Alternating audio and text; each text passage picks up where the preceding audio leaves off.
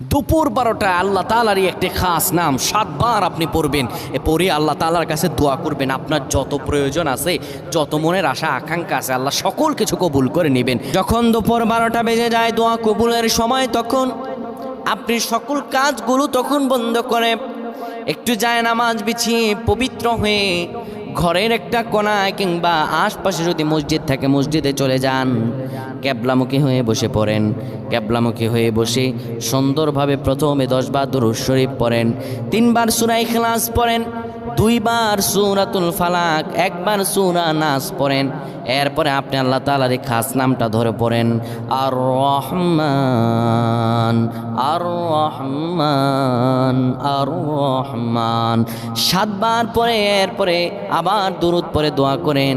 আল্লাহ তাআলার কাছে চাইতে দেরি হবে, কিন্তু আমার রব আল্লাহ আপনার দোয়া কবুল করতে দেরি করবেন না।